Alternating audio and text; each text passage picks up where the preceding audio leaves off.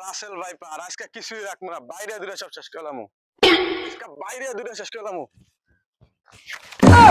এ Russell viper রে,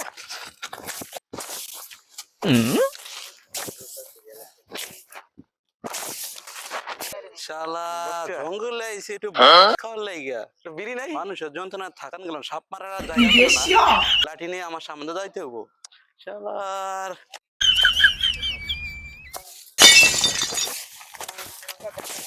বন্ধু, বিড়ি খাইতে খাইতে মোবাইল চালাস, বিড়িটা অপচয় হয় না? তুই কি জানস অপচয়কারী শয়তানের বন্ধু আর তুই তো জানিস এটাও জানিস যে শয়তান কিন্তু এই আগুন দেখলে ভয় করে তা আমার হাতে আগুন আছে কিনা অপচয়টা করলাম কিভাবে আচ্ছা দে, আমি দুটো টান মারি।